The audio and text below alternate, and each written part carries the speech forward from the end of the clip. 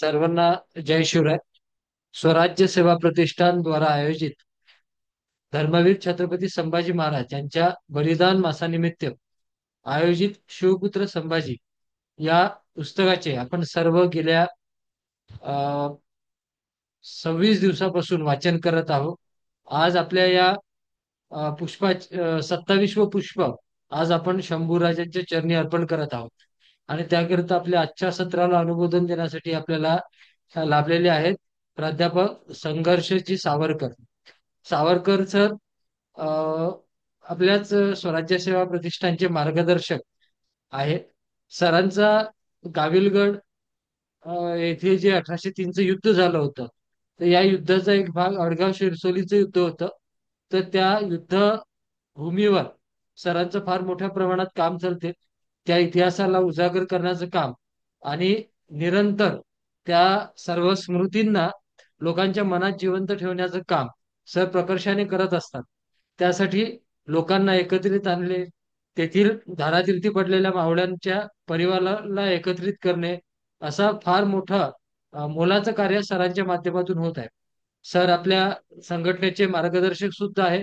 तर मी सरांना विनंती करतो की आजच्या आपल्या अनुमोदनाला सुरुवात करावी. सावरकर सर.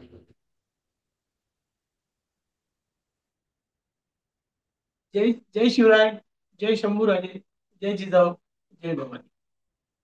मित्र हो, स्वराज्य सेवा प्रतिष्ठान द्वारा आयोजित धर्मवीर छत्रपती संभाजी महाराज बलिदान मास निमित्त शिवपुत्र संभाजी डॉक्टर कमल गोखले या पुस्तकाचं वाचन आणि त्या वाचनातला हा 27वं पुष्प आज इथे आपल्या सर्वांच्या साक्षीनं आदरणीय प्रतीकजी पात्रे आपल्या समोर वाचन करणार आहेत. छत्रपती संभाजीराजे यांच्या बलिदान मास निमित्त हा जो उपक्रम स्वराज्य सेवा प्रतिष्ठान सुरू केलेला आहे, त्यास मी सुरुवातीलाच अनुमोदन देतो. मित्र, स्वराज्य सेवा प्रतिष्ठान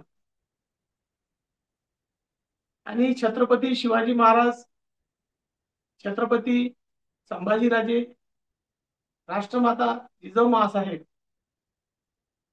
यांचं नातं आणि हा सर्व थोर पुरुषांचा इतिहास हा जिवंत करण्याचं काम स्वराज्य सेवा प्रतिष्ठान करत असते. मित्र, महान पुरुषांनी जे कार्य केलेलं आहे ते कार्य प्रत्यक्षात पुस्तकातून, कथांमधून, गडकिल्ल्यांमधून आपल्याला साक्ष देत असते. परंतु माझी स्वतःची स्वराज्य सेवा प्रतिष्ठानचा एक सदस्य या नात्यानं माझी अशी स्वतःची अनुभूती आहे की शिवादादा काळे, प्रतीक पाथरे व असंख्य असे महाराष्ट्रातल्या कानाकोपऱ्यातील मावळे हे स्वराज्य सेवा प्रतिष्ठानच्या माध्यमातून हे शिवकार्य मोठ्या ताकदीने रेटत आहेत. सह्याद्रीच्या कड्या कपारींवर छत्रपती शिवाजी महाराजांनी जे शौर्य केलं, ज्या शौर्यानं पुढे छत्रपती संभाजीराजांनी आपल्या साम्राज्याची, मराठा साम्राज्याची व्यूह रचली आणि त्या साम्राज्याला छत्रपती शाहू महाराज, छत्रपती राजाराम महाराज, ताराराणी यांनी तो इतिहास, मराठाचं स्वराज्य छत्रपती शिवाजी महाराजांनी जो संकल्प केला होता, छत्रपती शिवाजी महाराजांनी रायरी शहरावर घेतलेल्या प्रतिज्ञेनंतर त्याचं स्वरूप कालांतराने साम्राज्यात झालं. आणि हे जे बदललेलं स्वरूप आहे, या बदललेल्या स्वरूपामध्ये अनेकांचा त्याग आहे, अनेकांचं बलिदान आहे. आणि तो इतिहास आपल्याला लाभला, त्या इतिहासाचे आपण आपल्याला त्याचा वारसा मिळाला आणि ती संस्कृती, तो इतिहास जपण्याचं, तो इतिहास पुढे नेण्याचं कार्य स्वराज्य सेवा प्रतिष्ठान करत आहे आणि त्याचा एक घटक मी आहो, याचा मला सुरुवातीलाच खरोखर आनंद वाटतो. धर्मवीर छत्रपती संभाजी महाराज, छत्रपती शिवाजी महाराज आणि भारताचा इतिहास. मित्र, आज ज्या इतिहासाकडे पाहण्याच्या व्याख्या बदलत आहेत, समाज व्यवस्था बदलत आहे, त्या समाज व्यवस्थेमध्ये मूळ इतिहास आणि आपल्या पूर्वजांचं जे शौर्य आहे, ते शौर्य जेव्हा पुढच्या पिढी समोर जाते, ते आदर्श जेव्हा पुढच्या पिढीजवळ जातात, त्यावेळेस आपल्या ही गोष्ट प्रकर्षाने लक्षात येते की असा दैदप्यमान इतिहास जगाच्या पाठीवर कुठेही सापडत. आणि मला या गोष्टीला आवर्जून तुमच्या समोर मांडायचं आहे. गेल्या 26 सत्रांमध्ये आपण धर्मवीर छत्रपती संभाजी राजांचा संपूर्ण इतिहास, त्यांच्या जीवनचरित्राबद्दलच्या सगळ्या गोष्टी, त्यांच्यावर मध्यंतरीच्या काळामध्ये जी इतिहासाबद्दल शूरवीरांना आपलं काम लढणं होतं, लेखणी आपलं कार्य नव्हतं, मग जो इतिहास लिहिला गेला, ज्याने त्यांना आपापल्या सोयीने इतिहास लिहिण्याचा प्रयत्न केला आणि काही चुकीचा इतिहास मांडण्याचा प्रयत्न काही लोकांनी केला. परंतु काळ बदललेला आहे मित्र. साधनं इतक्या मोठ्या स्वरूपात आता उपलब्ध झालेली आहेत. इंटरनेट झालं, फेसबुक झालं, ही सगळे माध्यम आहेत. आणि जर आपण एक उदाहरण घेतलं, आज संपूर्ण भारतभर आपण पाहिलं असेल तर जी सिनेसृष्टी आहे, त्या सिनेसृष्टीमध्ये सुद्धा लोकप्रिय चित्रपट कोणते होत असतील तर ते इतिहासावर आधारित चित्रपट होत आहेत. प्रत्येकाजवळ मोबाईल गेला, गावागावात मोबाईल गेला, शिकलेला असो की अडाणी असो, तो आपल्या या दृकश्राव्य माध्यमाच्या माध्यमातून ह्या गोष्टीकडे पाहतोय, त्याच्यापर्यंत तो इतिहास जातो आहे. आणि या गोष्टीचं महत्व असं आहे मित्र की छत्रपती शिवाजी महाराजांच्या नावावर, छत्रपती शिवाजी महाराजांच्या कार्यावर, छत्रपती संभाजीराजांच्या कार्यावर आपण त्यांच्या कार्याचं आजचे जर तात्कालीन परिणाम पाहिले, आज जर त्यांच्या कार्याची महती पाहिली, तर इतके वर्ष झाल्यावरही सुद्धा त्यांचं कार्य एवढं विशाल स्वरूपाचं आहे की त्यांचा कार्याचा आधार घेऊन इथे सत्ता बदल होता. महाराष्ट्राची सत्ता कित्येकदा छत्रपती शिवाजी महाराजांचं नाव घेऊन लोकांनी मिळवण्याचा प्रयत्न केला. आणि जेव्हा हे गोष्ट राजकारण्यांच्या लक्षात आली, त्यांनी राजकारण करत असताना छत्रपती शिवाजी महाराज, छत्रपती धर्मवीर संभाजीराजे आणि हा दैदिप्यमान इतिहास, याचा आपल्याला फायदा होतो, हा लोकांच्या मनातला, लोकांच्या हृदयातला हा विषय आहे आणि त्याला धरूनच अनेकांनी सत्ता मिळवलेल्या आहेत. हे जेव्हा महाराष्ट्रात सत्तेचं समीकरण गेल्या 35 वर्षात आपण पाहिलेले आहेत, हे छत्रपती शिवाजी महाराजांच्या एकमेव नावाभोवती दिसतात. जेव्हा हीच गोष्ट राष्ट्रीय स्तरावर लक्षात सगळ्यांची आली, त्यावेळेस त्यांना समजलं, मित्र हो, जेव्हा आपला देश गुलाम होता, इंग्रजांच्या गुलामीत आपण होतो आणि त्या गुलामीतून आपल्याला बाहेर निघायचा जेव्हा प्रश्न होता, त्याही वेळेस फक्त आणि एकच नाव, एक आणि एकच मार्ग, एक आणि एकच चेतना होती, ती म्हणजे छत्रपती शिवाजी महाराज, छत्रपती संभाजीराजे, आऊसाहेबची जो मास. मित्र हो, त्या चेतनेतून प्रेरणा होऊनच हजारो लोक एकत्र आले, तो लढा उभारला गेला. छत्रपती महात्मा ज्योतिराव फुले यांनी रायगड किल्ल्यावर छत्रपती शिवाजी महाराजांची समाधी शोधली आणि ज्या इंग्रजांनी, मोगलानंतर इंग्रजांनी अनेक सत्तावाद तिथे आल्यात, परंतु इंग्रजांनी ज्यावेळेस रायगड ताब्यात घेतला, त्यावेळेस पहिलं काम कोणतं केलं असेल तर त्यांनी त्या रायगडावर जाणारे मार्ग नादुरुस्त केले. तिथल्या वास्तू नादुरुस्त केल्या, तिथला जो लिखित इतिहास होता तो इतिहास जाळून टाकला. मित्र, अनेक महत्वाचे पुरावे, अनेक महत्वाचे दस्तऐवज आपल्याला जरी सांगण्यात येत असलं की हे जाळण्यात आलेले आहे, कुठेतरी हे आपल्याला मिळणार नाही, हे नष्ट करण्यात आलेले आहे, पण मित्र, आजही जगाची अर्थव्यवस्था ही एका नीतीवर चालत असते आणि त्या नीतीच्या अनुसार आपल्या छत्रपती शिवाजी महाराज, छत्रपती संभाजी महाराज यांच्या प्रेरणेतून जसं इंग्रजांच्या लक्षात आलं की ही चेतना होऊ शकते, या रायगड किल्ल्याचं जर आपण चैतन्य कायम ठेवलं तर इथून चेतना घेऊन या महाराष्ट्रातला, या भारतातला प्रत्येक नागरिक आपल्या विरोधात पेटून उठू शकतो आणि आपलं साम्राज्य नष्ट होऊ शकते. या भीतीपोटी सगळ्यात पहिले त्यांनी काय केलं असेल तर 80 वर्ष जवळपास रायगडावर प्रवेशबंदी त्यांनी केली होती. महात्मा ज्योतिराव फुले यांनी ती प्रवेशबंदी नाकारून आपल्या महापुरुष छत्रपती शिवाजी महाराजांच्या समाधीचा तिथं पूजन केलं आणि तोच धागा पकडून शिवजयंती साजरी करण्यात आली आणि शिवजयंती साजरी करून लोक एकत्र आले आणि लोक एकत्र जे आले मित्र, भारतीय स्वातंत्र्याचा लढ्याचा पहिला कोणता धागा जर असेल, पहिली चेतना कोणती असेल, ती म्हणजे छत्रपती शिवाजी महाराज आणि ती महाराष्ट्रातून पेटवल्या गेली. म्हणजे इंग्रजांची जी गुलामगिरी आहे, तो लढा जो स्वातंत्र्य लढा आहे, त्या स्वातंत्र्य लढ्याचा पाया जर कोणता जर असेल, तो स्वातंत्र्य लढा आपण जिंकलो, त्याचा पायावरती जर काय असेल, पाया जर कोणता असेल, तो छत्रपती शिवाजी महाराजांचा प्रेरणादायी इतिहास होता.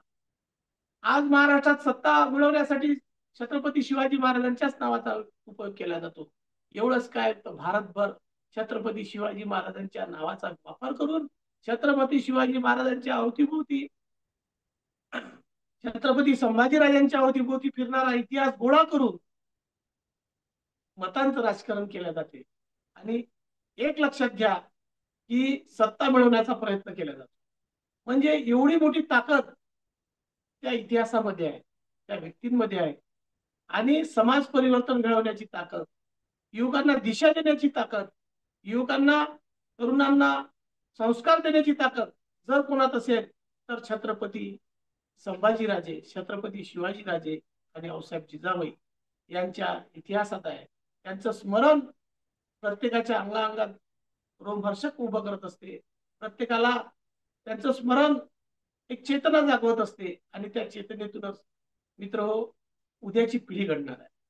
आणि खरोखर आनंद आहे मला तर खूप या गोष्टीसाठी.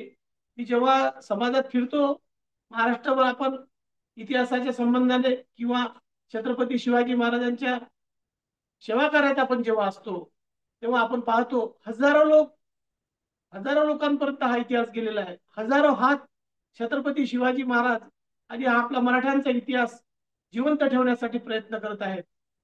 हजारो तरुण गड किल्ल्यांचं राखण करत आहेत, गड किल्ल्यांची देखभाल करत आहेत. शासनालाही जे जमणार नाही त्याच्या पुढे जाऊन हजारो तरुण गड गड गड राखण करतात, आपला इतिहास राखतायत. हजारो विद्यार्थी अनेक विद्यापीठांमध्ये आपल्या इतिहासावर पीएचडी करत आहेत. म्हणजे महत्वाचा मुद्दा असा आहे की प्रत्येकाला दिशा देणारं कार्य, दिशा देण्याचं कार्य आपल्या या महाराष्ट्रात होत आहे आणि त्याचं माध्यम, त्याला महत्वाचं जर कोणतं माध्यम होत असेल, संस्कार देण्याचं महत्वाचं जर कोणतं साधन असेल तर ते म्हणजे आपले छत्रपती शिवाजी महाराज, छत्रपती संभाजी महाराज आणि जिजाबाई यांनी जो इतिहास रचलेला आहे, त्या इतिहासाची उदाहरणं, इतिहासाचे दाखलेच पुढच्या पिढीपर्यंत आपण नक्कीच आपल्याला प्रेरणादायी ठरत असतात. मित्र, अनेक पुरावे आहेत, अनेक रोज रोज प्रत्येक गोष्टीचा शोध लागतोय. मी तुम्हाला आधीच म्हटलं की इंग्रजांनी पुरावे जाळण्याचा प्रयत्न केला, अनेकांनी पुरावे दाबून ठेवण्याचा प्रयत्न केला, परंतु आज इतके लोक यासाठी झटत आहेत.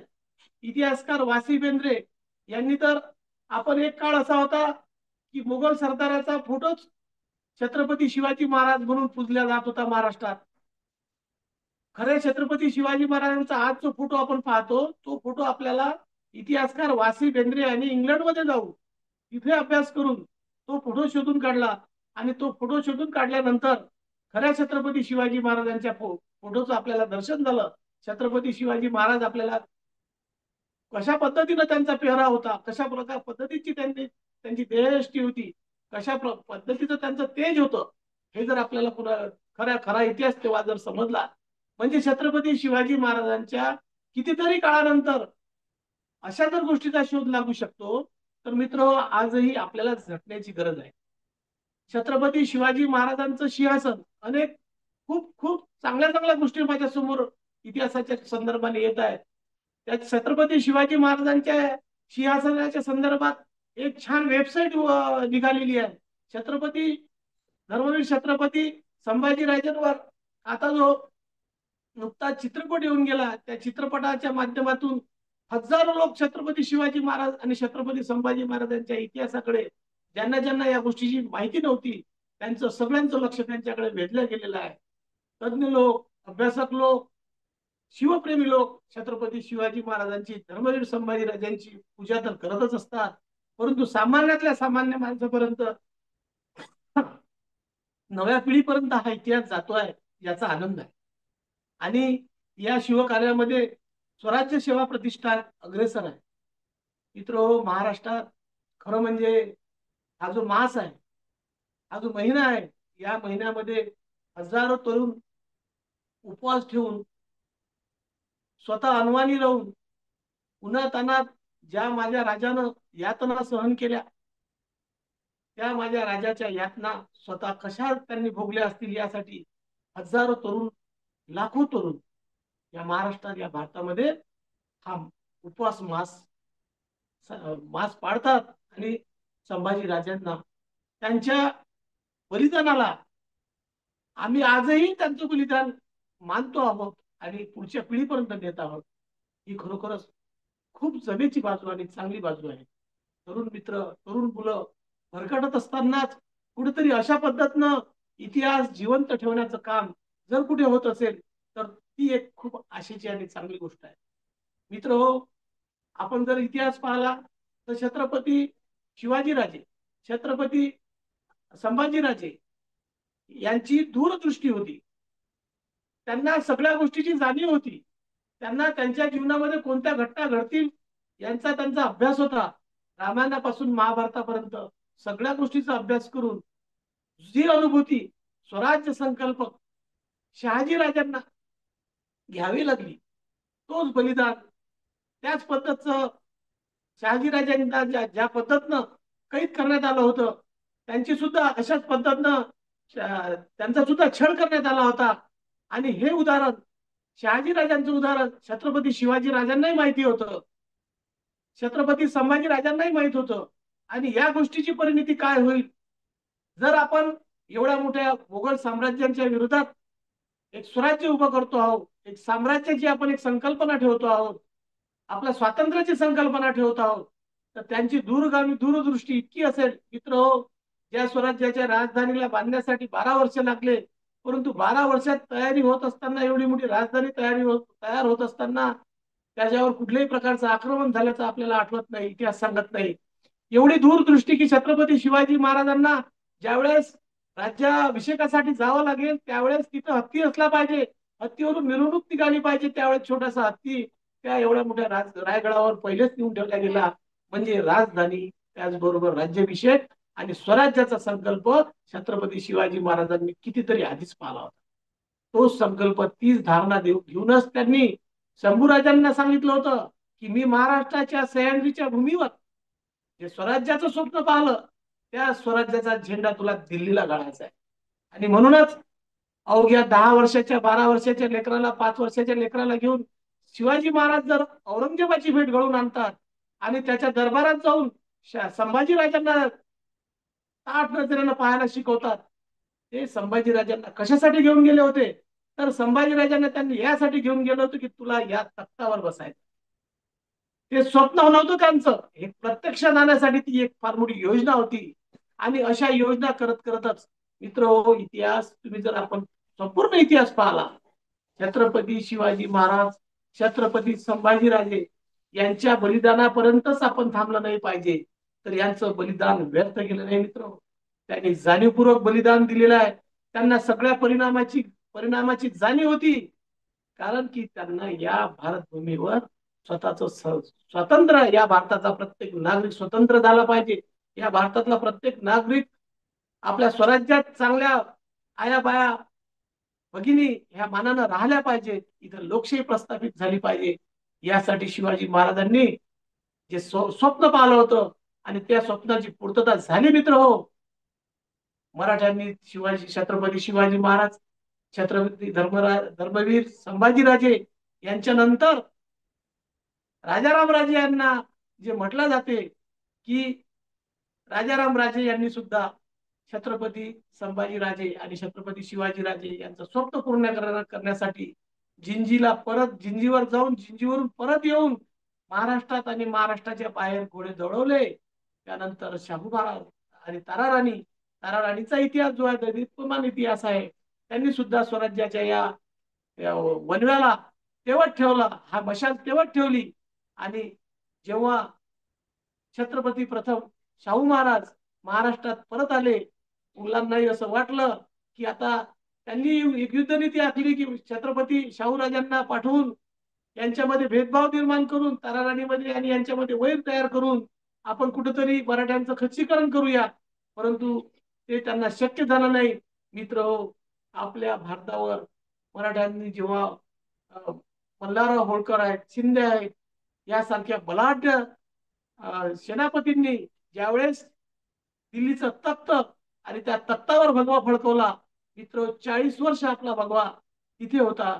आणि त्यानंतर सुद्धा इंग्रज जेव्हा भारतात आले, त्या भारताच्या इतिहासात इंग्रजांचं जे पान जोडल्या गेलं, त्या पान जोडल्या गेलेला इथला फक्त जे कारणीभूत होतं ते भारतीयांचं शौर्य शौर्य होतं. शौर्याच्या सगळ्या गोष्टी होत्या, परंतु इंग्रजांनी जी कूटनीती अवलंबली, त्या कूटनीतीमुळे कदाचित त्यांना 150 वर्ष आपल्यावर राज्य करता आलं. परंतु त्यांचाही परिपात करण्यासाठी 1803चं जे युद्ध झालेलं आहे आणि जे युद्ध तुमच्या माझ्या भूमीमध्ये झालेलं आहे आणि ज्यासाठी तुमचे माझे स्वराज्य सेवा प्रतिष्ठानचे मावळे झटतात, त्या गाविलगड त्याचप्रमाणे शिरसोली इथं 1803 पर्यंत म्हणजे छत्रपती शिवाजी महाराजांनी 1600 मध्ये जो इतिहास सुरू त्यांच्या मराठ्यांच्या इतिहासाची पायाभरणी केली, स्वराज्य संकल्पक शहाजीराजांनी मराठ्यांच्या इतिहासाची पायाभरणी केली, साम्राज्याची पायाभरणी केली. ते साम्राज्य 1803 पर्यंत 1818 पर्यंत बाधित आणि संपूर्ण भारतभर सरसेनानी सरसुबा रघुजीराजे भोसले नागपूरकर यांनी तर मित्र तुम्हाला आम्हाला सांगण्यात येते. एक सिनेमाचा विषय आताच खूप गाजतोय म्हणून मी सिनेमाच तुम्हाला उदाहरण देईन. शोले पिक्चर मध्ये सांगितलं गेलं की गब्बर सिंग बेटा सो जा नहीं तो गब्बर सिंग आ जाएगा. मित्र हो, रघुजी राजे भोसले नागपूरकर रघुजी राजे भोसले यांचा दरारा इतका होता की कलकत्त्यापर्यंत, नागपूर पासून तर कलकत्त्यापर्यंत त्यांनी मराठा साम्राज्याचा, छत्रपती शिवाजी महाराजांच्या मराठा साम्राज्याचा विस्तार केला. आणि कलकत्त्यामध्ये ज्या वेळेस इतका दबदबा होता की रात्री जर चुकून एखादं लेकरू उठलं तर त्याची आई त्याला सांगत होती की बेटा सो जा नाही तो मराठे आहे. मित्र, मराठ्यांचा एवढा दैदिप्यमान इतिहास लोकांना सांगताना, चित्रपटांमध्ये मांडताना दुसऱ्या पद्धतीनं मांडला गेला. हा एवढा मोठा महान डायलॉग जो कलकत्त्यामध्ये आजही प्रसिद्ध आहे. आजही कलकत्त्याची भूमी मराठ्यांच्या नावानं थरथर कापते. हा जो इतिहास आहे, हा इतिहास गाविलगड पासून तर शिरसोली अळगाव असो, असंही असो, इथपर्यंत 1803 1818 पर्यंत मराठ्यांनीच जिवंत ठेवला. त्यापुढे इंग्रजांनी इथं आपलं सत्ता प्रस्थापित केली आणि ती सत्ता उधळून लावण्यासाठी कारणीभूतही जर कोणी ठरले असतील तर छत्रपती शिवाजी महाराज, छत्रपती संभाजीराजे आणि त्यांचा इतिहास. आणि त्याचमुळे आपण स्वातंत्र्याचे हा जो सुवर्णपान आपण भोगतो आहोत, स्वातंत्र्य भोगतो आहोत, या सगळ्यांमागे कुठे ना कुठे छत्रपती शिवाजी महाराजच आहेत, छत्रपती संभाजीराजेच आहेत आणि महाराष्ट्रातील मराठीच आहेत. मित्र, अनेक दूर दूर पर्यंत आज तुमच्या माझ्या वयाची मुलं, तरुण मुलं सगळेजण या इतिहासाच्या शोधात आहेत. प्रत्येक जण आपापल्या परीनं इतिहास जिवंत ठेवण्यासाठी. आणि म्हणूनच मी म्हणतो की दुःख करण्याचं कारण नाही, यातून चेतना आपण घेतली पाहिजे, प्रेरणा घेतली पाहिजे. आणि सगळ्यात महत्वाची आणि आनंदाची गोष्ट असं आहे की गड किल्ल्यावर आजही आपला मावळा जातो. गड किल्ले आपण आजही पाहिले, त्याला जागता आपला मावळा ठेवतो आहे. आपला मराठी माणूस, मराठी तरुण हा आपला इतिहास जिवंत ठेवतो आहे. आणि नुसतं जिवंत ठेवत नाही, तर छत्रपती शिवाजी महाराज, धर्मवीर संभाजीराव महाराज यांच्या त्यागावर, यांच्या संस्कारावर आपण पुढे जातो आहोत. ही आपल्यासाठी फार जमेची गोष्ट आहे. आणि गेल्या महिन्याभरात आणि असं कित्येक वर्षापासून जो बलिदान मास पाळला जातो आहे, संभाजी राजांच्या बलिदानाला आपण आठवण करून त्यांची प्रेरणा घेऊन हा ही जी बलिदान मासाच्या निमित्तानं आपण एकत्र येतो, छत्रपती शिवाजी महाराजांच्या जयंत्या पुण्यतिथ्या साजऱ्या करतो, त्याचप्रमाणे आपला देश आणि आपला इतिहास जागृत ठेवण्यासाठी सतत नेहमी एकत्रित येणं गरजेचं असते. आणि अशा पद्धतीचा इतिहास जिवंत ठेवण्याचं कार्य या माध्यमातून स्वराज्य सेवा प्रतिष्ठान, आमचे शिवादादा काळे, प्रतीकजी पाथरे करत आहेत. खूप झटतात, खूप मेहनत घेतात. त्यामुळे आम्हाला कुठंच निराशा वाटत नाही, कुठंच या गोष्टीची खंत वाटत नाही की हा इतिहास, या इतिहासाचं पुढे काय होईल. असे लढवयेवे मराठे जोपर्यंत आहेत तोपर्यंत आपल्या या समृद्ध भारताला आणखी महाशक्ती होण्यापासून कोणी अडवू शकत नाही. मित्र, मी आतापर्यंत झालेल्या 26 पुष्पांमध्ये जे वाचन झालेलं आहे त्यामधून इतिहासाच्या छत्रपती संभाजीराजांच्या इतिहासावर आपण सगळ्या गोष्टी ऐकलेल्या आहेत, यापूर्वीच्या वक्त्यांमधूनही सुद्धा या गोष्टी ऐकलेल्या आहेत. म्हणूनच मी खास करून हाच एक विचाराचा धागा इथे घेणं मला महत्वाचं वाटलं की नव्या पिढीमध्ये, नव्या याच्यामध्ये खूप आशा आहे आणि खूप त्यांच्यामध्ये उमेद आहे. आमची पिढी, आमच्या पूर्वीची पिढी यांना साधनं उपलब्ध नव्हते, परंतु यानंतर प्रचंड साधनं मिळणार आहेत. आणि जसजसे आपण महाशक्ती होऊ, मित्र हो, मी तुम्हाला सांगितलं इतिहास ज्यांच्या ज्यांच्याजवळ आपल्या इतिहासाचे दाखले आहेत, ज्यांच्या ज्यांच्याजवळ आपल्या इतिहासाचे पुरावे आहेत, जसे वाघनख आले तसे छत्रपती शिवाजी महाराजांच्या सिंहासनाचा सुद्धा शोध लागेल. जसजसे जसजसे वाघनख आपल्याला मिळाले तसे प्रत्येक देश जसं जसं आपलं सामर्थ्य वाढेल, मराठ्यांचं सामर्थ्य वाढेल, मराठ्यांच्या तरुणांचं सामर्थ्य वाढेल, भारताचं सामर्थ्य वाढेल, तसतसे लोक त्यांच्याकडे असलेले सगळे पुरावे आपल्यापर्यंत आणून देतील. आणि आणखी सुद्धा जास्तीत जास्त मोठ्या प्रमाणात आणि प्रदीर्घ अशा अभ्यासातून छत्रपती संभाजीराजांबद्दल, छत्रपती शिवाजीराजांबद्दल, ताराराणीबद्दल, त्याचबरोबर तुमच्या आमच्या पूर्वजांबद्दल जे या मराठ्यांच्या या महाराष्ट्राच्या मातीला त्यांनी रक्तानं लाल करून टाकलेला आहे, अशा सगळ्यांचा इतिहास लवकरच समोर येणार आहे. आणि तो इतिहास आणखी आपल्याला जाज्वल्य इतिहास होता, त्याचे आपल्याला आणखी पुरावे, लाखो पुरावे मिळतील. असेच मेहनत करत राहा मित्र. आणि एकजुटीनं ज्याप्रमाणे स्वराज्य सेवा प्रतिष्ठान काम करत आहे, झटत आहे वर्षभर, रात्रंदिवस त्यांच्या मनात एकच विचार असतो, तो म्हणजे शिवप्रेम, छत्रपती शिवाजी महाराजांची. खरोखरच आपल्या रक्ताच्या शेवटच्या थेंबा थेंबापर्यंत, रक्तातल्या शेवटच्या कणाकणापर्यंत आपल्यावर जर उपकार कोणाचे असतील तर छत्रपती शिवाजी महाराज, छत्रपती संभाजीराजे यांच्या बलिदानाचे आहे, आई जिजाऊच्या संस्काराचे आहेत. मित्र, असे तू जोपर्यंत चंद्र आणि सूर्य या जगात आहेत तोपर्यंत छत्रपती शिवाजी महाराज, छत्रपती धर्मवीर छत्रपती संभाजीराजे जिजाऊ आऊसाहेब यांचं नाव चिरकाल टिकून राहणार आहे. आणि ते आणखी टिकून ठेवण्याचं काम, आणखी त्यांना नव्या नव्या पिढीपर्यंत पोहोचवण्याचं काम सातत्यानं आपण करत राहू. या निमित्तानं मी खरोखरच मनापासून तुमच्यासोबत संवाद करण्यासाठी मला निमित्त मिळालं, तुमच्यासोबत बोलू शकलो. या निमित्तानं रात्रंदिवस झटत असणाऱ्या आमच्या सगळ्या बंधूंचे मी या निमित्तानं आभार मानेन. आणि मला सुद्धा इथे बोलण्याची संधी दिली त्याबद्दल मी मनापासून स्वराज्य सेवा प्रतिष्ठानचा, मी एक मावळाच आहे, मी स्वतः सभासद आहे. मी प्रत्येक मोहिमेमध्ये राहण्याचा प्रयत्न करतो आणि असाच इतिहास पुढेही सुद्धा आपण टिकवण्यासाठी अहोरात्र मेहनत घेऊया, एवढं बोलतो. आणि आपण सर्वांनी संधी दिली त्याबद्दल मी स्वराज्य सेवा प्रतिष्ठानचे शिवादादा काळे, त्याचबरोबर प्रतीकदादा पाथरे, एकनाथजी तट्टे, त्याचबरोबर अनेक मार्गदर्शक आहेत, त्या सर्वांचे मनापासून आभार मानतो. आणि आपण सर्वांनी या पुष्पाला आता आपण वाचन सत्र सुरू होईल, त्याला आपण नक्कीच जॉईन होऊया. आणि सर्व सर्व महापुरुषांना अभिवादन करून मी थांबतो. जय जिजाऊ, जय शिवराय, जय शंभूराज. जय शिवराय सर. जय शिवराय. खूप खूप धन्यवाद सर. जय आपण शिवराय. अगदी समर्पक अशा शब्दात आम्हा सर्वांना मार्गदर्शन केलं. सर्वांना अशी सूचना आहे की आता पुढच्या सत्राची लिंक आपल्या ग्रुपवर टाकलेली आहे. सर्वांनी त्याकरिता जॉईन व्हावं. जय शिवराय.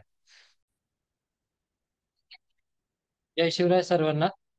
छत्रपती संभाजी महाराज यांच्या बलिदान मासानिमित्त आयोजित शिवपुत्र संभाजी या पुस्तकाचे आपण गेल्या 26 दिवसापासून वाचन करत आहोत. आज आपल्या या वाचनाचे 27वे पुष्प आपण शंभूराजांच्या चरणी अर्पण करत आहोत आणि आपल्या सर्वांच्या अनुमोदनाने आजच्या या पुष्पाच्या सुरुवात करतो. कालपर्यंत कालच्या वाचन सत्रात आपण पाहिलंय की सिंहावलोकन हे आपलं प्रकरण सुरू झालेलं आहे आणि त्यात लेखकाने काही निष्कर्ष काढलेले आहेत. त्या निष्कर्षाच्या वरून त्यांनी सांगितलं आहे की छत्रपती संभाजी राजांचं चरित्र जे डागाळण्याचा प्रयत्न केला गेला, तर काही ज्या बखरी आहेत ज्यात संभाजीराजांना हेतुपुरस्सर बदनाम करण्याचा प्रयत्न केला आणि त्यानंतर लिहिल्या गेलेल्या जे नाटकं आहेत त्या नाटकांमध्ये प्रकर्षाने शंभूराजे किती बदफैली होते, किती व्यसनाधीन होते आणि स्त्रियासक्त होते हे जाणून बुजून बिंबवण्याचा प्रयत्न केला. आणि त्यात लेखकाने हे सुद्धा सांगितलं आहे की लोकांना खऱ्या इतिहासापेक्षा ललित कथांच्या वर जास्त विश्वास आहे आणि त्या ललित कथांच्या माध्यमातूनच शंभूराजांची फार मोठ्या प्रमाणात बदनामी होत गेली. त्या पुढचं वाचन सुरू करतोय. पाश्चात्यांसारख्या प्रत्येक गोष्टी टिपून ठेवण्याची हिंदुस्थानातील लोकांना सवय नसल्यामुळे आणि येथे असलेल्या शत्रूंना तोटकी साधनेही नष्ट करण्याचा सपाटा ठेवल्याने मराठ्यांच्या इतिहासाची सुसूत्र जुळणी करणे कठीण जाते. संशोधनपूर्ण ग्रंथ निर्माण झाले तरी ते वाचण्यापेक्षा सर्वसामान्य वाचक हलकी फुलकी मनोरंजक ललित कृती पसंत करतो. त्यामुळे अनैतिहासिक विकृत साहित्य, काल्पनिक, भाबंडी आणि चमत्कारावर भर देणारी कथानके आणि कथा जनतेत लोकप्रिय होतात. ललित लेखकांनी ऐतिहासिक व पौराणिक व्यक्तीचे कथानके निवडताना आणि त्यांच्यावर कथा रचताना त्या त्या व्यक्तीचे आणि काळातले जे इतिहासमान्य मूळ स्वरूप असलेला असेल त्यांना धक्का न लावता तो मूळ गाभा छिन्न विछिन्न न करता इतर बाबतीत आपली प्रतिभा सैल सोडली तर विकृत इतिहास निर्माण होऊन राष्ट्राची सर्वांगीण चित्राला हानी पोहोचणार नाही. संभाजीराजांना भेटण्यासाठी डिसेंबर 1682 मध्ये इंग्रज अधिकारी स्मिथ, 1684 मध्ये इंग्रज वकील कॅरी थॉमस विल्सन आणि जॉर्ज वेल्डन, रॉबर्ट ग्रॅहम हे वकील रायगडला गेले होते. तहाच्या वाटाघाटीसाठी त्यांच्या अनेक दिवस तेथे मुक्काम होता. 1680 साली डच वकील रेसिडेंट राजांना पन्हाळ्यावर भेटला. 1685 मध्ये पोर्तुगीज वकिलात राजांना रायगडावर भेटले. त्यात आंतेनिओ व जुझेफ आणि इतर माणसे होती. या परकीयांपैकी कोणीही संभाजीराजांना व्यसनाधीनतेविषयी कुठल्याच रीतीने आपल्या प्रमुखांना कळवलेले दिसत नाही. पक्षाकडील उणीधुंडी टिपून त्यांची नोंद करून जमेल त्या दोषांपासून लाभ उठवण्यात वकिलीचे लोक तत्पर असतात हे ध्यानात घेतले पाहिजे. म्हणजे संभाजीराजांवर घेण्यात येणारा व्यसनाधीनतेचा आरोप खोटा ठरतो. संभाजीराजानंतर इतिहासात दारू वगैरे मागितल्याचे उल्लेख सापडतात. पहिला बाजीराव यवनी मस्तानीच्या प्रेमात पडला होता. तो मद्य मांसाहार करीत असे. अशा सर्वांचे राजकारणातील स्थान त्यांच्या शौर्यावरून आणि इतर कामगिरीवरून न ठरविता ते विलासी, मदिराभक्त, स्त्रीलंपट होते म्हणूनच ते सर्व दृष्टीने वाईट होते असे निकष लावणे सुद्धा चुकीचे आहे. या व्यसनाधीनतेने त्यांच्या पराक्रमी तुफानी जीवनावर दुष्परिणाम होऊन त्यांनी राज्यही बुडवले असे दिसत नाही. संभाजीराजांनी राज्य सकट हातात घेतल्यानंतर थोडेफार स्थिरस्थावर होता न होता तोच औरंगजेबाचा 14 मुलगा शहजादा अकबर त्यांच्या आश्रयाला आला. अकबराला आश्रय द्यावा न द्यावा अशा विचारातच असताना तो प्रत्यक्ष मराठी राज्यात येऊन पोहोचला. आलमगीराचा मुलगा मराठ्यांकडे आल्यामुळे मुघल अमीर उमराव अकबराला पाठिंबा देत असतील, तर औरंगजेबाला त्यांच्याच राज्यातील बंडांना तोंड द्यावे लागेल अशी कल्पना होती. परंतु बादशहाच्या भीतीने राजपूत किंवा मुघल यांच्यापैकी कोणीच अकबराच्या पक्षाला उभे राहिले नाही. उत्तरेतील सत्ताधीशांपैकी कोणी पाठिंबा दिला तर संभाजीच्या साह्याने उत्तरेत आपल्या पित्याविरुद्ध उठाव करावा अशी अकबराची कल्पना होती. संभाजीराजांनी अंबरचा, जयपूरचा राजा रामसिंग याला पत्र पाठवून उत्तरेत उठाव करण्याचा मनसुबा केला. राजा रामसिंगाने अकबराला मदत करून त्याला दिल्लीच्या तख्तावर नामधारी राजा म्हणून बसवावे आणि आणि सत्ता हिंदूंनी राबवावी अशी कल्पना होती.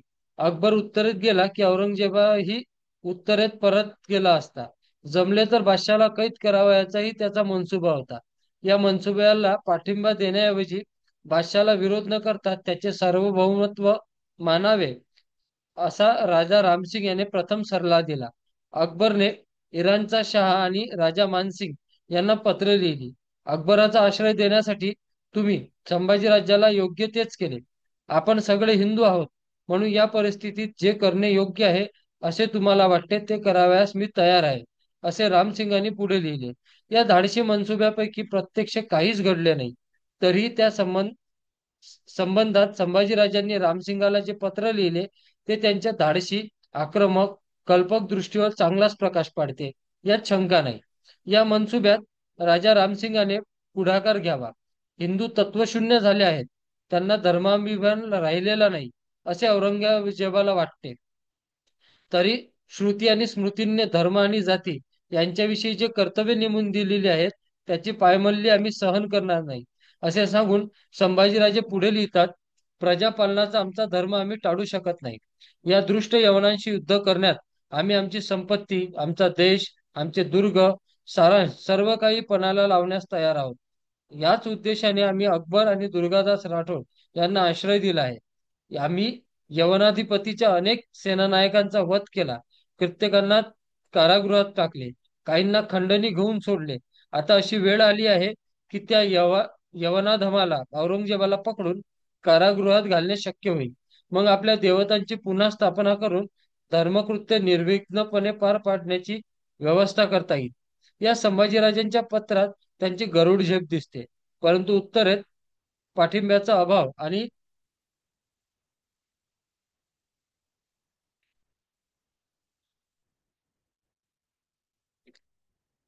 अकबर जवळ आले असलेला शौर्य आणि धाडसाचा अभाव या दोन्ही गोष्टीमुळे या योजनेत मूर्त रूप येणे शक्य झाले नसावे.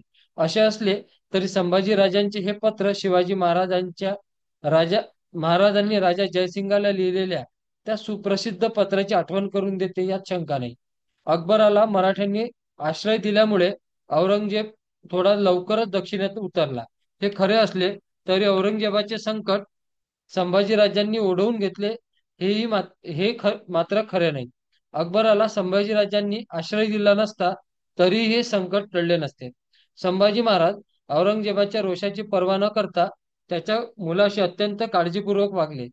त्यांनी त्याला अंतर्गत राजकारणात कुठेही वाव दिला नाही. यावरून त्यांचे धोरण सुसंगत व धाडसी असून त्यांची वागणूक जागरूक होती हे ध्यानात येते. संभाजीराजांची एकूण कारकीर्द जेमतेम 9 वर्षाची. त्यात त्यांनी पोर्तुगीजांशी लढा देऊन त्यांची अतिशय कधीही झाली नाही एवढी फजिती केली. तरुण वयात त्यांना अद्दल घडविली, अनेक विजय संपादन केले. इंग्रजांसारखा पाठिंबा मिळत असून सुद्धा सिद्धीला त्यांनी चांगलेच तोंड दिले. इंग्रजांना सतत दमात ठेवले. कर्नाटकात हरिजी राजे महाडिक यांच्याकरवी राज्याची वेळ केली यांच्याकरवी राज्याची वाढ केली.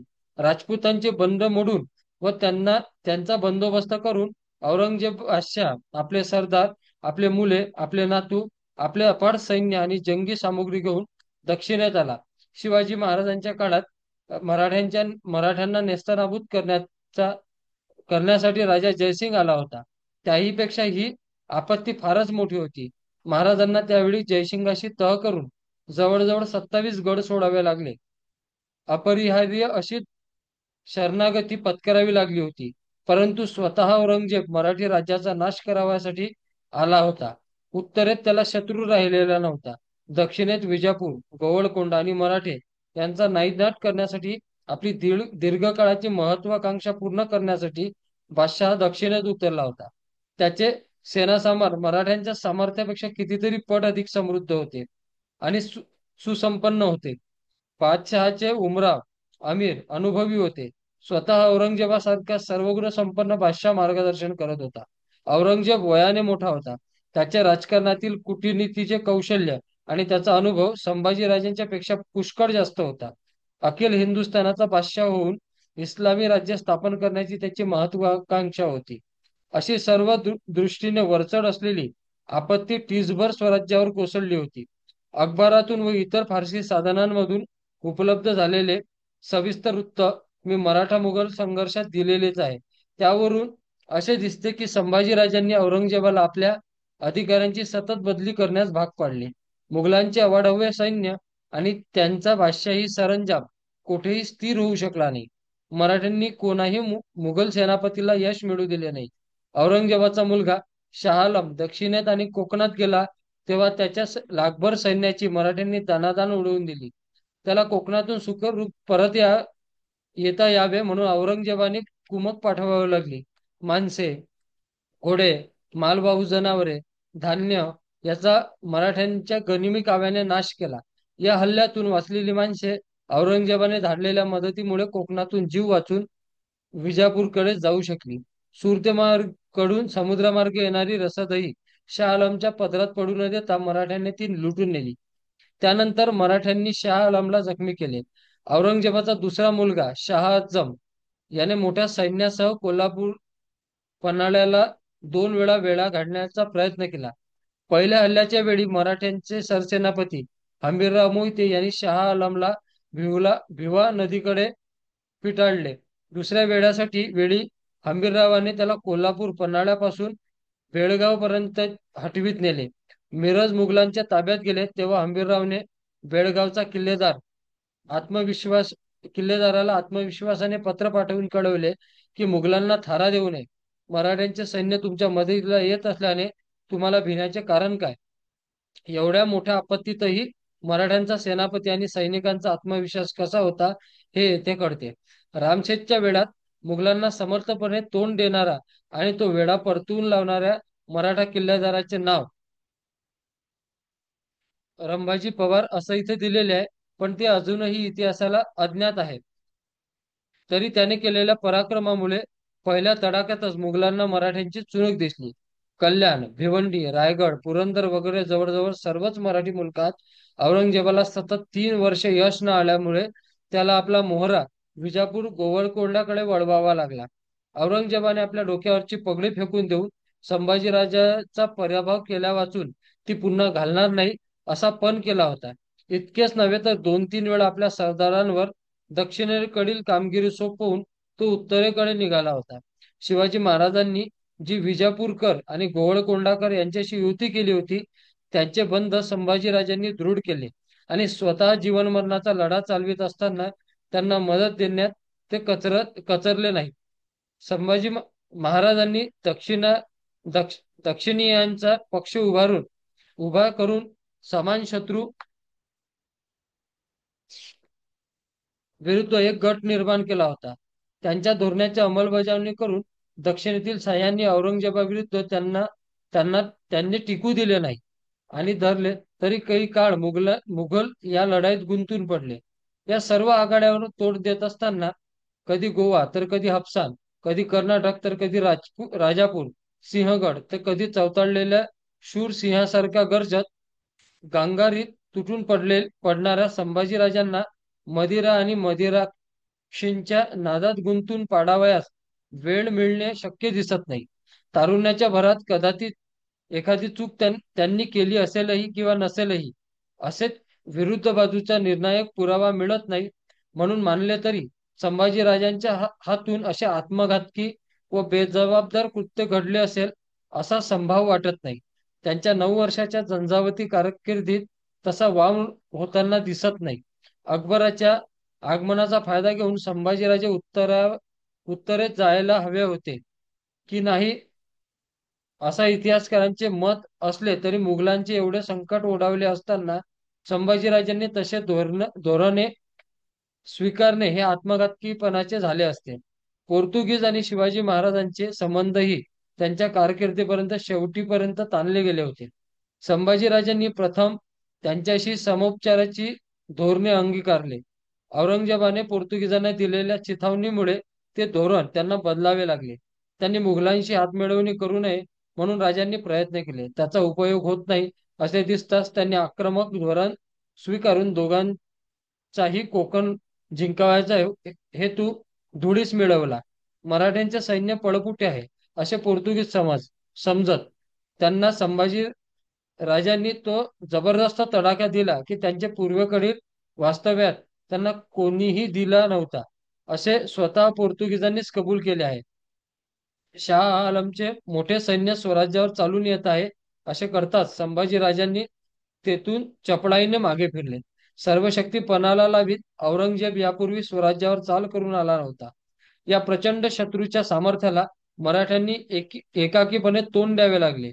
हा इतिहास वाचताना असेही मनात येते की संभाजी राजांच्या काळात ओढवलेले हे प्रचंड संकट जर शिवाजी महाराजांच्या कारकिर्दीत कोसळले असते तर त्यांचीही संभाजीराजांसारखी तारांबर उडल्या वाचून राहिली नसती. महाराजांनी नेहमीप्रमाणे काही युक्ती केली असती आणि हे संकट निवारण्याचा प्रयत्न केला असता असे साहजिक मनात येते. संभाजीराजाने धैर्याने आणि धडाडीने शत्रूला तोंड दिले. स्वराज्याला शत्रूचा वेढा पडला तरी ते डगमगले नाही. आपल्या पित्याचे अनुकरण करून त्यांनी काही युक्त्या प्रयुक्त्या केल्या किंवा नाही ते कळत नाही, परंतु औरंगजेब स्वतः दक्षिणेत उपस्थित असताना तसे युक्तिप्रयुक्तीचे राजकारण जमून हे प्राणसंकट निभवले असते असे वाटत नाही. संभाजीराजांच्या हयातीत मराठे शत्रूला चांगल्या प्रकारे तोंड देत होते, परंतु मराठ्यांच्या राज्याची शत्रूच्या हाती पडल्यावर आणि राजाराम कर्नाटकात पळाल्यानंतर मराठ्यांची फारच हालाकी झाली. विजापूर आणि कोळ्याची राज्य नष्ट झाली असल्याने त्या काळात राज्याचे आधारस्तंभ आणि राज्याचे सार ते दुर्ग मुघलांच्या ताब्यात जाण्यास सुरुवात झाली.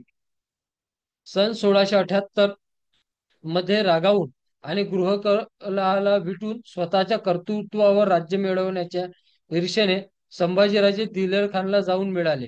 ऐतिहासिक दृष्टीने पाहिले तर स्वतः शिवाजी महाराजांनीही विजापूरकरांचे जहागीरदार म्हणून आपल्या कर्तृत्वाला प्रारंभ केला होता. शहाजीराजांनी आपले कर्तृत्व आणि पराक्रम कधी विजापूर तर कधी निजामशाही तर कधी मुघलांसाठी खर्च केला होता. तेही परकीयांच्या सत्तेत जहागीरदार होते. त्या दृष्टीने संभाजीराजे केवळ मुघलांना जाऊन मिळाले होते म्हणून त्यांना दोष देता येत नाही. परंतु संभाजी राजे एका स्वतंत्र राज्याचे युवराज होते. त्या भूमिकेतून पाहता युवराजाला शत्रूला मिळणे ही निसंशय चूक वाटते. त्यांचे हे गैरकृत्य केल्याने छत्रपती शिवाजी महाराजांना व मंत्र्यांनी त्यांच्या हातात राज्य द्यावे की न द्यावे असा संभ्रम उत्पन्न झाला असणे साहजिक आहे. सोयराबाईंचा हट्ट आणि स्वार्थ आणि संभाजीराजांचे दुर्वर्तन या गोष्टी अशा अनिश्चित परिस्थितीला कारणीभूत आहेत. परंतु दिलेर खानाने हिंदूवर केलेले अत्याचार, अन्याय आणि गैरवर्तणूक सहन न होतात संभाजीराजांनी त्याच्या हातावर तुरी देऊन पळून आले हेही ध्यानात घेतले पाहिजे. अकबराला आश्रय देताना संभाजीराजांनी कलशाचा सल्ला ऐकला होता.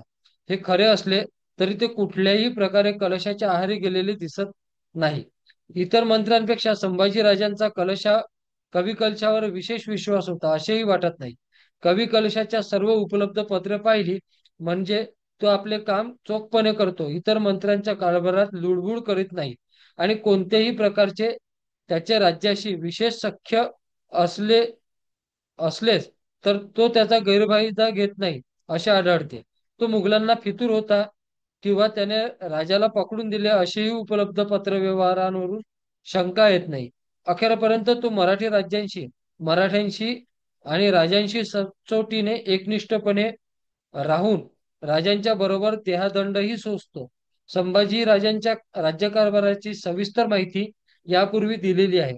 मराठ्यांचा राजा म्हणून संभाजी महाराजांनी आपला राजधर्म पाळून राज्याचे रक्षण, न्यायदान, प्रजारक्षण आणि प्रजापालनाची कर्तव्य कशी पाडली याची माहिती आपण राज्यकारभाराविषयक प्रकरणात उपलब्ध कागदपत्रांची उतारे देऊन दिलेली आहे. संभाजीराजांनी आपल्या कारकिर्दीत राज्यकारभाराकडे दुर्लक्ष केल्याने सर्वत्र बजबजुरी माजून विस्कळीतपणा आलेला होता अशी समजूत रूढ आहे. परंतु उपलब्ध कागदपत्रांचा अभ्यास आणि संकलन केल्यावर त्या रूढ समजुतीला काही आधार राहत नाही. शिवाजी महाराजांनी निर्माण केलेल्या अष्टप्रधानाची पद्धत जशीच्या तशी संभाजीराजांच्या कारकिर्दीत चालू आहे असे दिसते. पेशवा, मुजुमदार किंवा अमात्य, सचिव, सुमंत, पंडितराव आणि दानाध्यक्ष, वाकणिक, मुख्य न्यायाधीश आणि सरसेनापती ही पदे अबाधित होती. ती कोणाकडे होती, ती का व केव्हा बदलली याची पुनरावृत्ती येथे करण्याचे कारण आहे ते आपण आधीच बघितले आहे. संभाजीराजांनी कवी कलेशाला छंदोगामात हे पद देऊन ते त्यांच्यासाठी नव्याने निर्माण केले असा सर्वत्र समज आहे. परंतु शिवाजी महाराजांच्या राज्याभिषेकाच्या वेळी उत्तरेत छंदोगामात्य प्रधान रघुनाथ पंडितराव सुवर्ण कलश मधुपर्ण घेऊन उभे राहिले असा उल्लेख सापडत असलेल्याने त्या रूढ समजुतीलाही काही आधार राहत नाही. संभाजीराजांचे कारकीर्द शेती, सुपारी, भात, नारळ यावरील कर, जकात आणि चौथाई हीच उत्पन्नाची साधने होती. शत्रूच्या प्रदेशात लूट करण्याचा मागेही उत्पन्न मिळवण्याचा हेतू असे. संभाजीराजांनी शिवाजी महाराजांच्या प्रमाणे शत्रूंच्या प्रदेशातील व्यापारी पेठा लुटल्या. त्यांनी औरंगाबाद आणि बुऱ्हाणपूर येथे केलेली लूट शिवाजी महाराजांच्या सुप्रसिद्ध सुरतेच्या लुटीची आठवण करून देते. या लुटी इतक्या परिपूर्ण होत्या की त्यामुळे तेथील मुसलमानांना शुक्रवारचा नमाज पडण्यास जागा उरली नव्हती. बुऱ्हाणपूर शहर हे विश्वरूपी सुंदरीच्या गालावरील तीळ समजला जात असे. मराठ्यांनी ते शहर शहर लुटले आणि पाऱ्यासारखे अस्थिर झाले होते.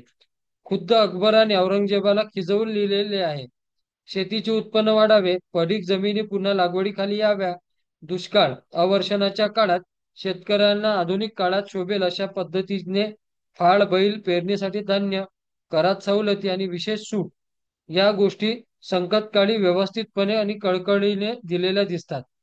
दुष्काळ, अवर्षण, शत्रूचे हल्ले व त्यांनी केलेली नासधूस या कारणांची धान्याची टंचाई उत्पन्न होऊन महागाई होत होती. तेव्हा सुरत आणि अहमदाबाद करून धान्याची सोय करण्यात येत असे. 1684-85 मध्ये सुरत, अहमदाबाद आणि इतर बंदरातून अन्नधान्य, रसद, शिशे, दारू याचा पुरवठा करण्यात आलेला आहे. 1686 सालानंतर संभाजीराजे काय करीत होते असा इतिहासकारांना प्रश्न पडतो. त्यांनी शेवटपर्यंत जरी लढाया केल्या असल्या तरी 1682 पासून शत्रूच्या आक्रमणामुळे स्वराज्यातील मुलखाची नासाडी होण्यास सुरुवात झाली होती. 1685-86 पासून जवळजवळ सर्व प्रदेशात अवर्षण आणि दुष्काळ या आपत्तीमुळे मराठी राज्यावर आलेल्या संकटात भर पडली. मराठ्यांच्याच काय पण औरंगजेबाच्याही हालचाली मंदावल्या होत्या. तोही प्लेग, दुष्काळ आणि मराठ्यांचा युद्धतंत्रामुळे ग्रासला होता. 1686 नंतर संभाजीराजे विलासात अधिक दंग होते आणि त्यामुळे मराठ्यांच्या हालचाली मंदावला असा समज आहे. तसे काही झालेले नव्हते. सतत चाललेले युद्ध, अवर्षण आणि दुष्काळ यामुळे आर्थिक परिस्थितीवर आणि मराठ्यांच्या सैन्य शक्तीवर फार ताण पडलेला होता असे दिसते. शत्रूंच्या हल्ल्यांनी भयभीत होऊन परागंद झालेल्या पुनर्वसनासाठी योग्य ते उत्तेजन, सहाय्य देऊन व इतर प्रकारची काळजी घेण्यात येईल. अधिकाऱ्याने किंवा इतर कोणी प्रजेवर अन्याय केला तर त्याचे काळजीपूर्वक निराकरण करण्यात येईल. चोरीचे प्रकरण निवाळ्यासाठी आले तर चोरी कोणी केली, काय काय चोरण्यात आले, ते मूळ मालकाने कोठून घेतले होते, त्याची किंमत किती याची तपशीलवार चौकशी करून योग्य निर्णय देत असे. न्यायदानाचे कामही राजा, न्यायाधीश, हुजूर, मंजलिस आणि धर्मसभा करीत असे. संभाजीराजांच्या काळात न्यायाची रीत राहिली नव्हती. विचार न करता शिरच्छेद करावा, कोणी लाचलुचपत चुगली केली तर विना चौकशी आणावा, मारावा, नागवावा, क्वचित शिरच्छेद करावा असा आरोप बखरकार करतात. परंतु राजांच्या कारकिर्दीत केंद्र सत्तेपासून सुभे तर्फेपर्यंत न्यायदानाची पूर्ववत पद्धत चालू होती असे स्पष्ट दिसते. शिवाजी महाराजांच्या कारकिर्दीत प्रल्हाद निराजी 1680 ते 88 पर्यंत मुख्य न्यायाधीश होते. मोरेश्वर पंडितराव हाच पंडितराव होता आणि हाजीर मजलिस मार्फत न्यायनिवाडा होत असे. असे सर्व प्रकारच्या तंट्याबंट्यांचे निर्णय पद्धतशीरपणे करण्यात येत असत. वतनांची चालू आणि रूढ परंपरा शिवाजी महाराजांनी मोडण्याचा प्रयत्न केला. वतन वृत्तीचे वाद पिढ्यानपिढ्या चालू असत. एकाची वृत्ती दुसऱ्याला न देण्याचे शिवाजी महाराजांचे धोरण संभाजीराजांच्या काळात चालू होते. या विषयातला काही बोलकी उदाहरणे पूर्वी दिलेली आहेत. अशी चोख व्यवस्था असली तरी याच वतनाच्या लोभेतून शिर्के आणि इतर वतनदारांनी स्वार्थापोटी फितुरी केली. काही वतनदार शत्रूला मिळाले. शिवाजी जेधे आणि त्याचा भाऊ सर्जाराव जेधे मुघलांना मिळाले होते. सर्जारावला परत स्वराज्यात यावयाचे होते. त्यांनी विचित्रगडच्या किल्लेदाराशी परस्पर पत्रव्यवहार केला. हे संभाजीराजांना आवडले नाही. ते त्याला लिहितात, स्वामींच्या पायाशी दुर्बुद्धी धरून 2 दिवस मोगलांकडे त्यांच्याकडे जाऊन राहिलेस. या उपरी गनिमांकडे राहणे असेल तरी सुखेच राहा. तुमचा हिसाब काय तो. एक क्षणी स्वामी आज्ञा करीताती तरी गनिम देखील तुम्हास कापून काढतील आहेच. तुम्ही पदभारे मुदे सांगूनी गडी किल्ल्याकडे राबते काय म्हणून करिता. जो राबता करणे स्वामींकडे करून हुजूर वर्तमान लिहून पाठवावे. असे जरब दाखवणारे पत्र राजांनी लिहिले तरी स्वामीनिष्ठ एकनिष्ठता दाखवीत असल्याने त्याला अभयपत्र देण्याचे आश्वासनही दिले. गंगा स्नानाच्या निमित्ताने ते एका जहागीरदार शत्रूला फितूर होत आहे असे कळताच संभाजीराजांनी त्याला देहांताची शिक्षा फरमावली. शिवाजी महाराजांप्रमाणे प्रारंभी संभाजीराजे वतन देण्याचे विरुद्ध असले तरी त्यांना शेवटी शेवटी सैन्यशक्ती कमी पडू लागल्याने काही वतने आणि जहागीरदाऱ्या द्याव्या लागलेल्या दिसतात. संभाजी महाराजांना दूरदृष्टी नव्हती. त्यांच्या राजकीय धोरणात काही सुसूत्रता नव्हती. म्हणून राजा म्हणून त्यांची कारकीर्द अयशस्वी झाली असे त्यांच्यावर आरोप करण्यात येतात. कोणत्याही राज्यप्रमुखाचे धोरण आणि त्याची सुसूत्रता त्यावेळच्या परिस्थितीवर अवलंबून असते. त्यामुळे या संदर्भात मत व्यक्त करताना राजांना कोणत्या परिस्थितीला तोंड द्यावे लागले याचा तरी विचार करावा लागतो. पूर्वी सांगितल्याप्रमाणे शिवाजी महाराजांना एकवटलेल्या मुघली सामर्थ्याला कधीच तोंड द्यावे लागले नाही. त्यांनी संधिविग्रह करून एकाच वेळी 2 किंवा 3 आघाड्यावर शत्रूशी सामना करण्याचे टाळले. शत्रू प्रबळ आहे हे ध्यानात येताच ते तह करीत. त्यांनी आपल्या भूमीवर कधीही युद्ध होऊ दिले नाही. कित्येक वेळी अत्यंत दूरदर्शीपणे पावले उचलली. परंतु संभाजीराजे सत्तारूढ झाले त्यावेळी राजकीय परिस्थिती पार बदलून गेली होती. खुद्द रायगडावर त्यांच्या विरुद्ध कट झाल्यामुळे वातावरण संशयग्रस्त झाले होते.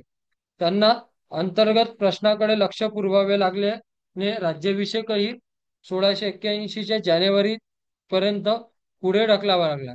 थोडी स्थिरस्थावर न होताच तोच अकबर आश्रयास आला. या आगंतुक पाहुण्याच्या पाठोपाठ औरंगजेब 5 लाख सैन्यासह येऊन धडकला. तरीही संभाजीराजांनी शिवाजी महाराजांच्या धोरणाप्रमाणे सिद्धींच्या विरुद्ध हालचाली सुरू केल्या. 1680-85 पर्यंत त्यांनी उंदेरी, दंडराजापुरी येथे उत्तम प्रकारे लढा दिला. मुघलांचा सैन्यभार स्वराज्यावर चालून येण्यापूर्वी इंग्रजांचा वर दबाव आणून सिद्धीला काबूत ठेवण्याचा प्रयत्न केला.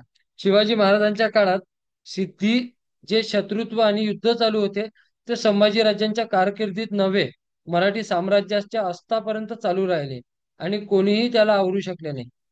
इंग्रजांवर दबाव आणताना सिद्धीला काबूत ठेवणे कसे जरुरी आहे हेही राजे सांगत होते.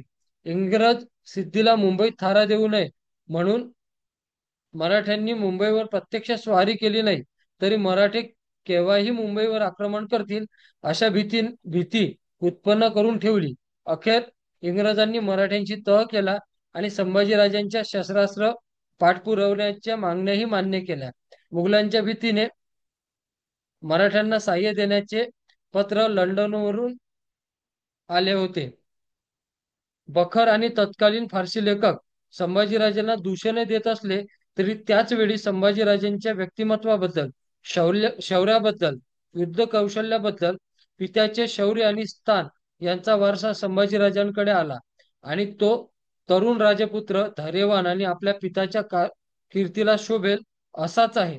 त्याचे सैनिक त्याला जणू शिवाजीच समजून मान देतात. त्यांना सं संभाजींच्या हाताखाली लढावयास आवडते आणि शूर कृत्याचा सन्मान करण्यात आला तर त्याला आनंद वाटतो. हे इंग्रजांनी आणि इतर प्रवाशांचे उद्गार आपण मागे बघितलेच आहे. औरंगजेब दक्षिणेत प्रत्यक्षात ठाण मारून बसलेला असला तरी संभाजीराजांनी न डगमगता वराड, खानदेश, औरंगाबाद, सोलापूर, परिंडा, बुऱ्हाणपूर आणि अहमदनगर येथील मुघलांच्या प्रदेशावर आक्रमण केले, लुटमार केली. त्यामुळे औरंगजेबाचे आक्रमण काही काळ मंदावले.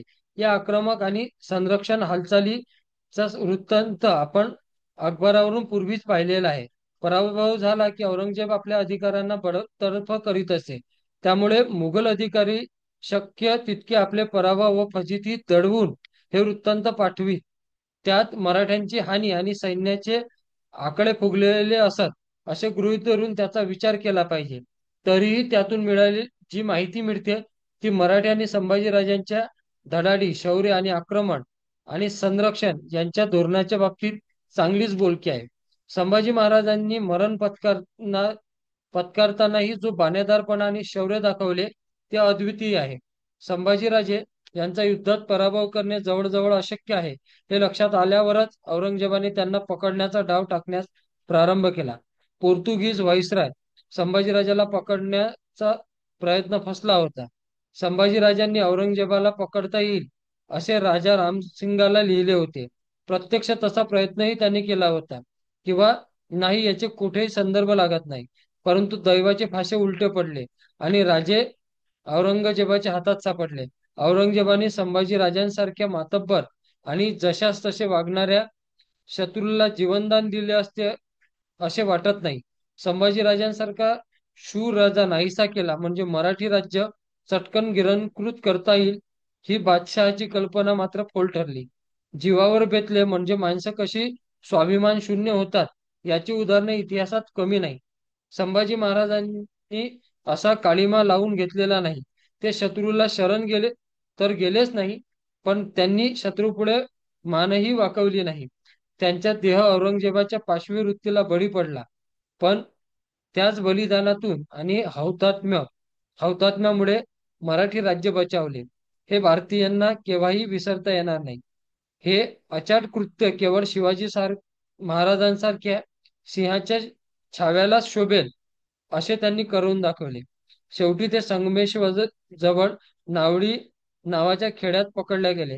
परिस्थितीमुळे औरंगजेबाचे डोळस बातमीदार आणि शिर्के वगैरे मराठी फितुरांमुळे आणि तेथेही पराक्रम केला, लढाई दिली. पण त्यांच्या सर्वच दुर्दैवी जीवनाची अखेर करणारा सर्वात दुर्दैवी प्रसंग चुकला नाही. ते शेवटच्या दिवसापर्यंत कार्यामग्न होते याचेही येथे आवर्जून उल्लेख केला पाहिजे. राजे मुघलांच्या हाती सापडले त्याच दिवशी गिरजोजी यादव संभाजीराजांना आपले वतन प्रकरणाच्या निकालासाठी भेटला होता. राजांनी त्याचा निर्णय केल्यावर सही शिक्का व कागदपत्रे ही रवाना केली होती. संभाजी महाराज पकडले गेले त्याच दिवशी आणि आपल्या नश्वर देवावर उदक सोडले त्याच दिवशी औरंगजेबाच्या हातावर तुरी देऊन शिवाजी महाराजांनी स्वतः बाल संभाजी आग्र्याहून निसटले होते. याच मुक्कामात बाल संभाजीने औरंगजेबाला दरबारात मल्लयुद्ध करण्यास नकार देऊन आपला बाणेदारपणा दाखवला होता. युवराज संभाजीराजाला पकडावयाचा घाट ते दिलेर खानाकडे गेलेले असताना आलमगीराने घातला होता. पण तेव्हाही संभाजीराजे जागरूक होऊन मुघलांकडून पळून गेले. हा शूर आणि कर्तृत्ववान राजांचा इतिहास औरंगजेब विसरणे शक्यच नव्हते. बादशाने सावज हातात पडताच त्यांचे डोळे काढले. ते हाच इतिहास आठवून पुन्हा संभाजी निसटला तर या भीतीने आणि सूडबुद्धीने औरंगजेबाने राजांना आंधळे केले. डोळे गेले तरी संभाजीराजे बिचकले नाही. तशी बादशाची सूडबुद्धीही थंडावली नाही. प्रत्यक्ष मृत्यू येईपर्यंत राजांचे हाल हाल करीत राहिले. परंतु दृढनिश्चयी राजाने त्याची कुठेही पर्वा केली नाही. त्यांनी कर्तव्य करताना राजद्रोह्यांना शिक्षा देताना राज्याची कर्तव्य कठोर बुद्धी दाखवली होती. जन्मभर चारही बाजूनी वेढणाऱ्या शत्रूशी लढा दिला होता. आपल्या प्रजेला दिलासा देणारा, मार्दव आणि कळकाळ दाखविणारा राजा तितकाच कठोर आणि निश्चयी होता. शिवरायाशी आठवावे, जीवन जीवित तृणवत मानावे, इहलोकी परलोकी उरावे कीर्तिरूपे.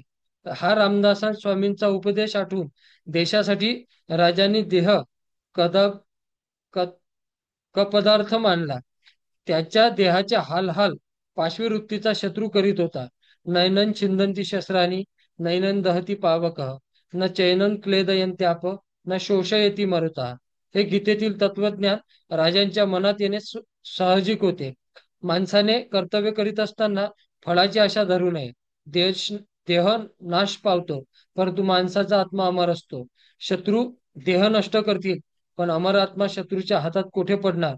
अर्थात ज्या तत्वज्ञानामुळे संभाजीराजांचे असे धैर्य आले असेल, ते गीतेतील महान तत्वज्ञान बिचारा औरंगजेबाला कसे माहीत असणार. या भारताच्या महान सुपुत्राला मानवंदना देताना मान खाली झुकते आणि लेखणी हळूहळू हातातून गळून पडते. आजच्या या 27व्या पुष्पाचं वाचन आपण इथेच संपुष्टात आणत आहोत. उद्या पुढल्या पुष्पाचं वाचन आपण सर्व एकत्रित करणार आहोत. त्यासाठी सर्वांनी वेळेवर जॉईन व्हावे. जय शिवराय.